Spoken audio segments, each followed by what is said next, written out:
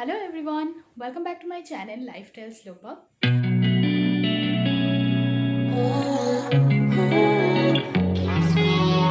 आज ना blog shoot start करते करते बहुत लेट हो गया है। एक्चुअली मेरी बेटी का जो है ऑनलाइन क्लासेस स्टार्ट हो गया है। अभी सुबह से स्टार्ट हो गया। अभी जब जब फ्लो में स्टार्ट हो रहा है ना, तो पेरेंट्स को मतलब मुझे कंटिन्यू उसके पास बैठे रहना पड़ता है। तो इसी वजह से सुबह मुझे बिल्कुल भी टाइम नहीं मिला ब्लॉग स्टार्ट करने का। तो इसीलिए दोपहर में मैं स्टार्ट कर रही हूँ। आज ना मैं आप लोगों के साथ एक बहुत इम्पॉर्टेंट चीज़ को लेके डिस्कस करने वाली हूँ, लेकिन उसके पहले बहुत भूख लगी है। लंच कर लेते हैं और आप लोगों को दिखा देती हूँ कि आज मैंने लंच पे क्या बनाया है। आज लंच पे है भिंडी। भिंडी को सरसों के साथ बनाया है, और यहाँ पे है चिकन कौशा। यहाँ पे नारियल कोकोनट को मैंने पीस के रखा था, और इसके साथ मैंने थोड़ा सा चावल का आटा और मिर्च और खसखस पॉपी सीड्स को मिला के ऐसे पेस्ट बना के रखा है। इससे बन रहा है ये पकोड़ा।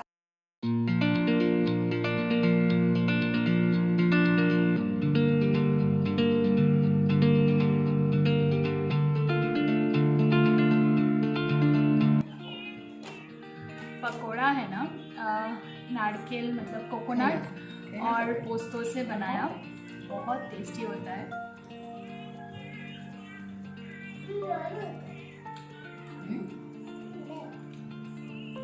सच में बहुत पसंद है मुझे। आज ये भिंडी का जो सब्जी है ना, ये मम्मी ने बनाया है। ये भिंडी का सब्जी मम्मी बहुत अच्छा बनाती है।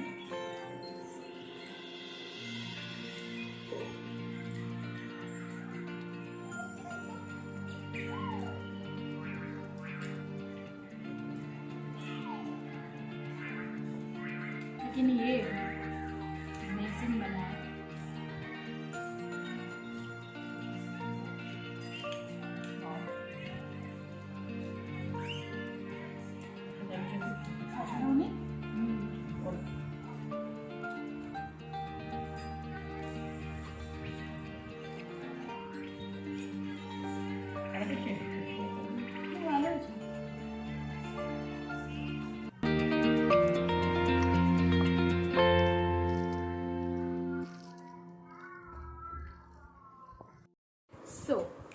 अभी मैं आप लोगों के साथ शेयर करने वाली हूँ मेरी प्रेगनेंसी स्टोरी। एक्चुअली ये बहुत ही कॉमन टॉपिक है। मैं यहाँ पे सिर्फ मेरे जो खुद की एक्सपीरियंसेस है मैं वही आप लोगों के साथ शेयर करने वाली हूँ। कोई मेडिकल सजेशन मैं नहीं दूँगी, बस मतलब मेडिकल सजेशन मैं दे भी नहीं सकती। मैं बस अपनी जो एक्सपीरियंस है प्रेगनेंसी के ऊपर, 3.5 साल हो चुका है मेरे प्रेगनेंसी को। मेरी बेटी की उम्र अभी 3.5 ईयर है। तो मैं वही एक्सपीरियंस आप लोगों के साथ शेयर करना चाहती हूँ आज। मैंने अभी मेरे कुछ फ्रेंड्स हैं जो प्रेग्नेंट हुई है या फिर कंसीव करने की प्लानिंग पोजीशन पे है, तो मैंने सोचा उन लोगों को भी थोड़ा सा हेल्प हो जाएगा शायद मेरे इस वीडियो से। मैं प्रेग्नेंट हुई थी 2017 मई में, और मेरी बेटी हुई थी 2018 की जनवरी में। तो मई जून से मेरा फर्स्ट टाइमेस्टर चल रहा था। उस टाइम पे मैं बहुत ज़्यादा सिक थी, मतलब बहुत ज़्यादा नौशिया वॉमिटिंग का प्रॉब्लम मुझे फेस करना पड़ रहा था।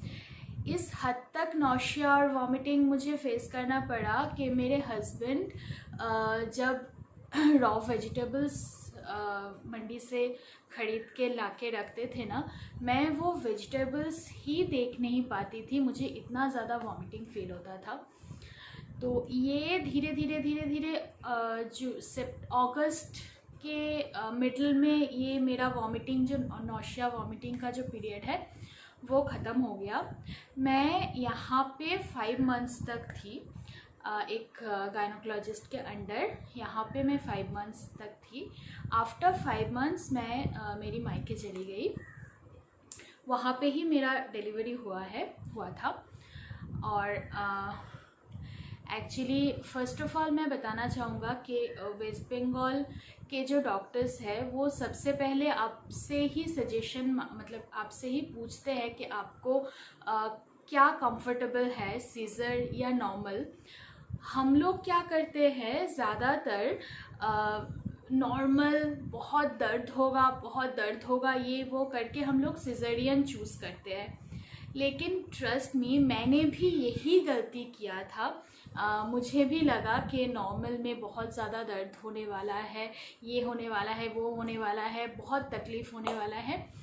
इसीलिए मैंने खुद सी सेक्शन करने का सोचा। मैंने ही खुद डॉक्टर को बोला था कि नहीं, मुझे नॉर्मल डिलीवरी से बहुत डर लगता है, प्लीज़ मेरा सी सेक्शन ही कर दीजिए। आई नो बहुत गलत डिसीजन था। ऐसा ही डिसीजन बहुत लड़कियां भी लेती है, but trust me, C section में भी बहुत पेन होता है। ट्रस्ट मी, मेरा सी सेक्शन हुआ था सुबह तकरीबन 6:30 बजे। स्पाइनल कॉर्ड है, वहाँ से एनेस्थेशिया किया गया था। बट ट्रस्ट मी, ऑपरेशन के 2 से ढाई घंटे बाद जो पेन स्टार्ट हुआ, वो नॉर्मल डिलीवरी पता नहीं है मुझे, लेकिन कुछ कम नहीं हो सकता। बहुत ज़्यादा पेन हुआ था। एक दिन पूरा मतलब तकरीबन 24 आवर्स तक वो पेन मुझे रहा। मैं मूव नहीं कर पा रही थी, इतना ज़्यादा पेन हो रहा था। तो अगर आप लोग ऐसा सोचते हो कि नॉर्मल डिलीवरी में बहुत पेन होने वाला है, तो इसी वजह से, सिर्फ और सिर्फ इसी वजह से सी सेक्शन में कर लेती हूँ। But trust me, C section में भी उतना ही ज़्यादा पेन होता है। सिर्फ और सिर्फ दर्द होगा मुझे, ये सोच के नॉर्मल डिलीवरी को साइड में रख के सी सेक्शन चूज़ करना is not a good option, completely not a good option.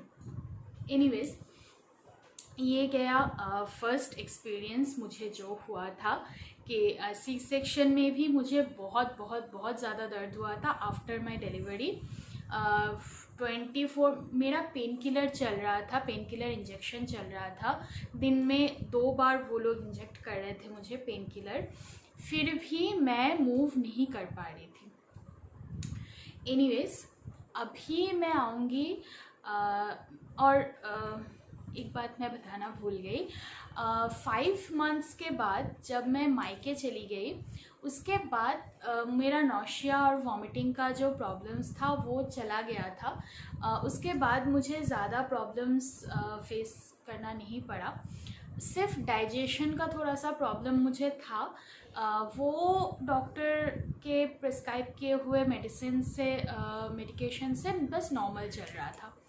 ऐसा मुझे कोई मतलब कुछ सीरियस इशू बिल्कुल भी नहीं था। इसी वजह से मैं आप लोगों को सजेस्ट कर रही हूँ कि अगर आप लोगों को ये मौका मिलता है कि आप लोग को कोई प्रॉब्लम्स नहीं है, हेल्दी प्रेगनेंसी आप लोग लीड कर रहे हो और डॉक्टर आप लोगों को पूछ रहे हैं कि आप ही बताओ कि आप लोगों को क्या प्रेफर करना है, सी सेक्शन या नॉर्मल, तो सिर्फ दर्द होगा या डर लग रहा है नॉर्मल डिलीवरी के लिए, इस वजह से सी सेक्शन में प्लीज़ मत वोट कीजिए, क्योंकि सी सेक्शन में भी उतना ही दर्द होता है, कुछ कम दर्द सी सेक्शन में नहीं होता है।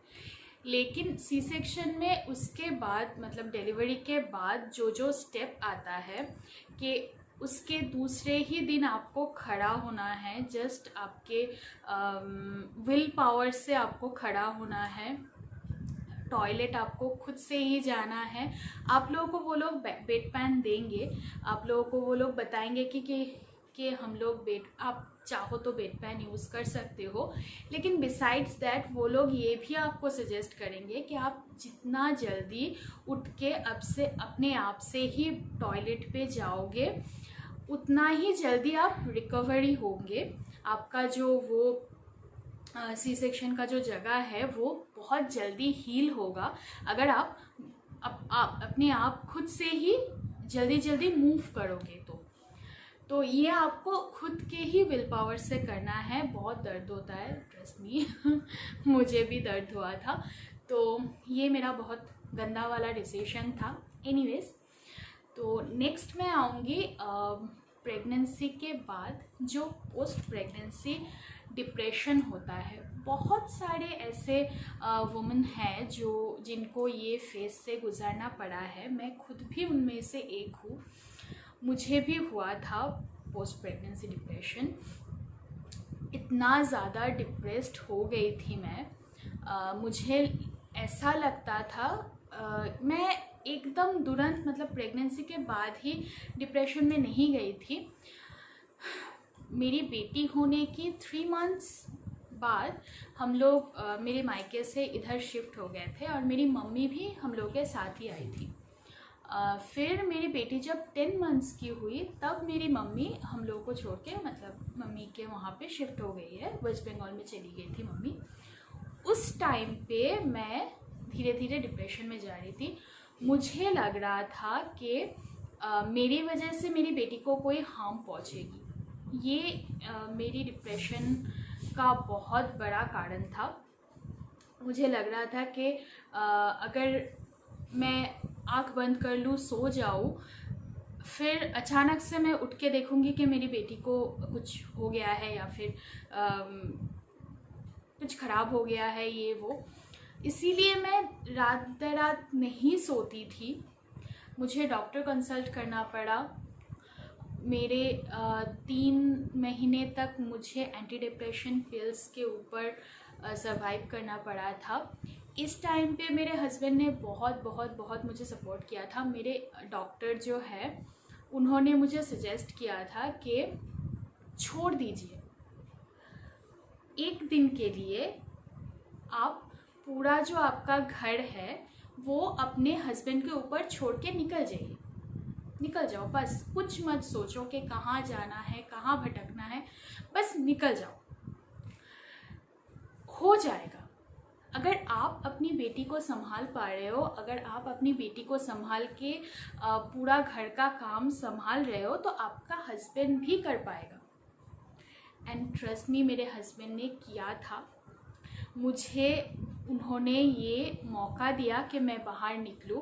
मैं ऐसे ही मॉल पे घूमती रहती थी विदाउट एनी रीज़न। मुझे कुछ शॉपिंग नहीं करना होता था, कुछ नहीं करना होता था। मैं बस 1 घंटा, 1.5 घंटा, 2 घंटा के लिए शॉपिंग मॉल में ऐसे ही घूमती रहती थी।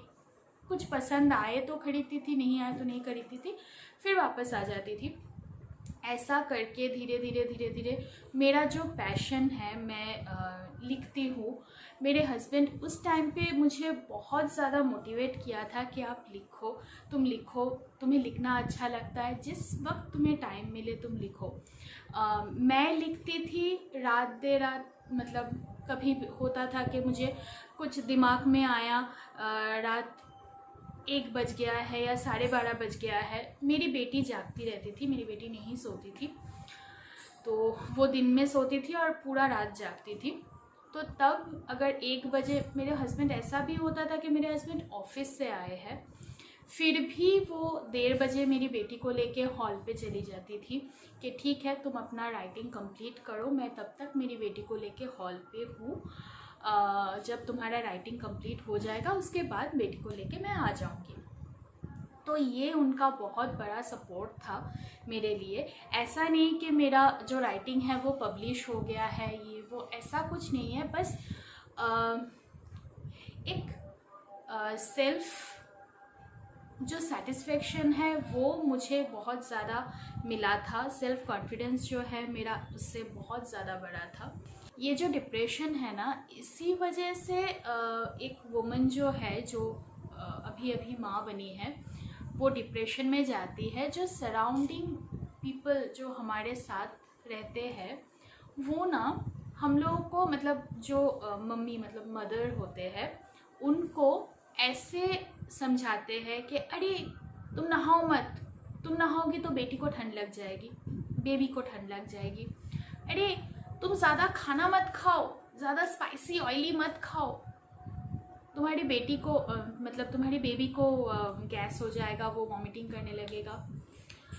तो एक एज अ मदर हम लोग न्यूबॉर्न बेबी के सामने से कभी हिल नहीं पाते क्योंकि हमें ब्रेस्ट फीडिंग करवाना रहता है या बेबी को अपने साथ रखना पड़ता है। हम लोग कहीं पे भी नहीं जा पाते हैं, हमारा जो फिज़िकल कंडीशन है वो वीक होता है, हमारा जो स्टेबिलिटी है वो थोड़ा सा हिला हुआ रहता है। तो इसी वजह से हम लोग कहीं पे भी जा नहीं पाते हैं। ऊपर से ऐसे बातें कि नहाओ मत, शैम्पू मत करो, ज़्यादा पानी यूज़ मत करो, लाइक क्लिनज़र, मॉइस्चराइज़र, मतलब क्लिनज़र, टोनर, स्क्रबर, ये सब इतना ज़्यादा मत लगाओ, अभी प्रॉब्लम हो सकता है, ये वो ठंड लग जाएगा तुम्हें, फिर बच्चे को भी ठंड लग जाएगा।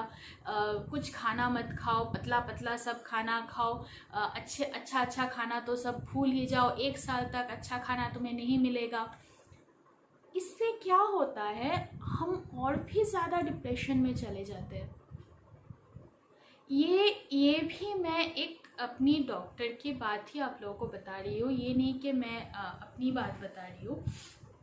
ये भी मुझे एक डॉक्टर ने ही बताया था कि मतलब एक पीडियाट्रिशियन जो मेरी बेटी को देखते थे मेरे मायके में, मेरी बेटी जब जस्ट बॉर्न हुआ तो तब जो पीडियाट्रिशियन देखते थे मेरी बेटी को, उन्होंने बताया था कि मम्मी को अगर ठंड लगे तो बेबी को भी ठंड लग सकता है। इसका रीज़न ये नहीं है कि मम्मी वो ब्रेस्ट फीडिंग कर रहा है इसीलिए, हो सकता है कि मम्मी के पास हमेशा चिपकी रहती है, इसी वजह से उसको ठंड लग जाएगा।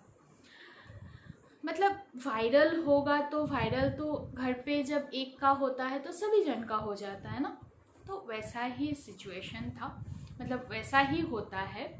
और मम्मी खाना खाएगी तो बच्चे को गैस हो जाएगा, ये भी मुझे मेरे डॉक्टर ने ही बताया था कि ये कम्प्लीटली एक मिथ है, क्योंकि ब्रेस्ट मिल्क जो है वो कम्प्लीटली प्योरीफाई होके बाहर निकलता है बेबी के लिए, उसमें कुछ नहीं रहता है, वो एकदम प्योर होता है।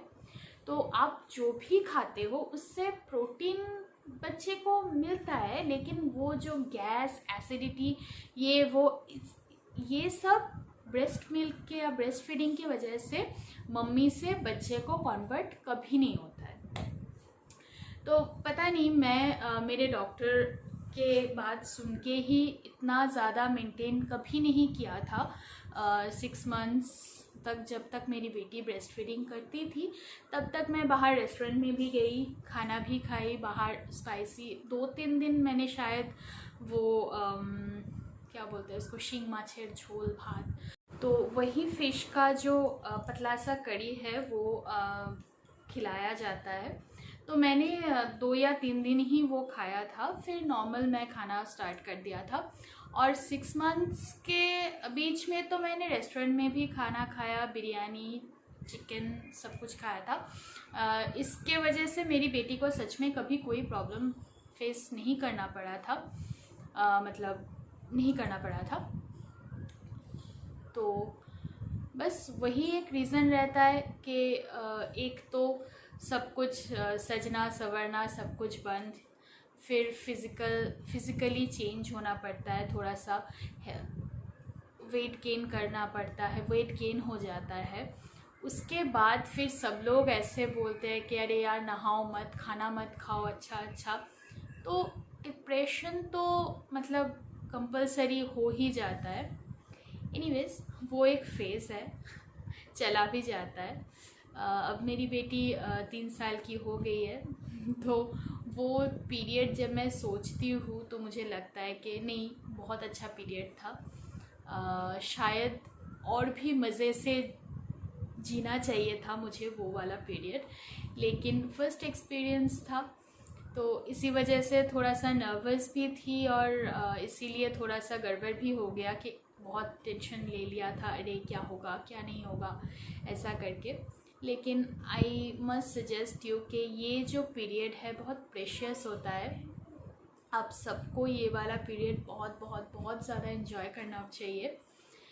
एक्चुअली बेटी होने के बाद भी बहुत ज़्यादा एग्जॉस्टेड, मतलब बेबी होने के बाद भी बहुत ज़्यादा एग्जॉस्टेड हो जाते हैं लोग, क्योंकि नींद कंप्लीट नहीं होता है। बेबी रात को जगते हैं, नींद हो नहीं पूरा होता, तो इसी वजह से लोग बहुत ज़्यादा एग्जॉस्टेड हो जाता है। इसी वजह से शायद उन लोगों को लगता है कि यार ये पीरियड कब ख़त्म होगा, अच्छा नहीं लग रहा है, अच्छा नहीं लग रहा है। बट ट्रस्ट मी 2-3 साल बाद ना आप लोग मतलब चाहोगे कि यार अभी मेरी जो बेबी है वो फिर से बच्चा बन जाए, तो वो पल मैं दोबारा से जी सकूँ। तो जिन जिन लोगों ने ये पल अभी स्टार्ट किया है या करने वाले हो, तो उन लोगों को मैं ये सजेस्ट करूँगी कि प्लीज़ आप लोग ये जो पार्ट है लाइफ का, इसको आप लोग बहुत बहुत बहुत अच्छे से जियो। ये बहुत प्रेशियस होता है सब वुमन के लिए।